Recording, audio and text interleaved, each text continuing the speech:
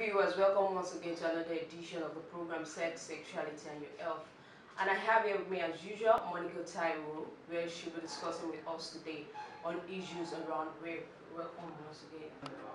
Today we'll be discussing rape. And of course I want to believe that everybody knows what rape is. But for a definition, let's take rape as a form of sexual assault which involves penile penetration, or what you call intercourse. It will come, definitely rape comes with force, of form of force, while a stronger person would intimidate, coerce a weaker person to having sexual intercourse. Basically, when you talk about rape, people think it only has to do with penile penetration of the vagina. Rape transcends that. Rape would be penile penetration of the vagina, of the anus. And rape is not only when you say probably an older person or a boy rapes a girl. A girl could rape a boy, an older woman could rape a younger boy, or a male could rape a male person. What the common thing around all this is when the sexual assault involves penile penetration of the anus of the vagina, and when you have the use of coercion or force, which sometimes could inflict some pain and injury on the victim. Now, when you talk about rape, obviously we all know that rape is on the increase now. There are some things that are responsible for this, and we're not here to talk about what is responsible for the increase in rape now, because we know we all sometimes get careless. But why don't people report rape, and why don't people get justice for rape? A lot of people don't report rape for three reasons. One, the victim themselves, the family and the society, and the law enforcement agencies.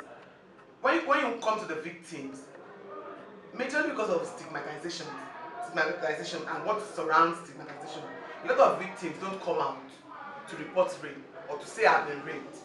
A lot of people they are afraid and they are scared of what the society and people around them will say.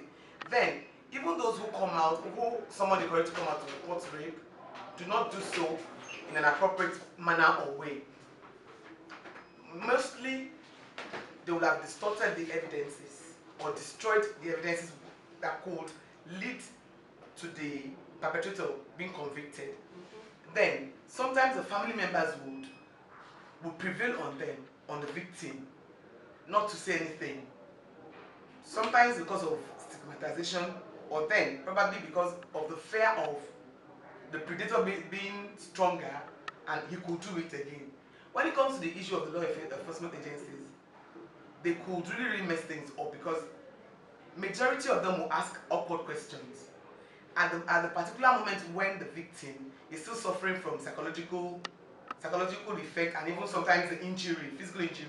They will ask awkward questions, and to avoid all this, most people who are rape victims, female, male, older people or younger people, do not come out to report that they've been raped. Now, who are rapists? Okay, so how do you identify, how do you know if someone is a threat to you?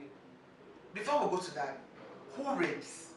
Who are rapists? Rapists are our brothers, uncles, friends, even fathers, sometimes mothers, bigger aunties, older aunties, or in another scenario, probably a bigger uncle to a younger boy.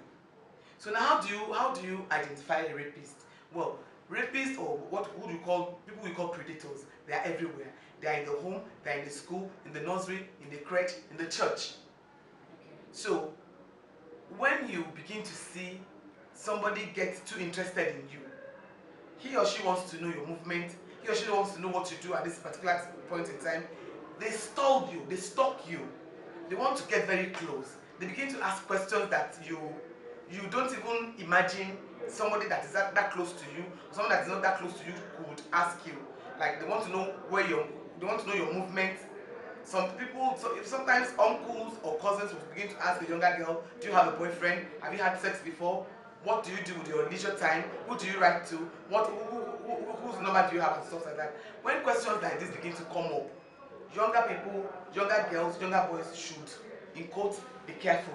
In the mosque, at the crèche, in the school environment, when people begin to get unnecessarily attracted to you and interested in what you do, you should be careful and put on your thinking shoes, bring out your sixth sense, and know that something is coming up after this. So next week we'll be discussing about how to protect your children, especially toddlers and little ones, from rape. Alright, thank you very much. I'm sure you've been enlightened on what rape is all about. Till we meet next time, I remain doing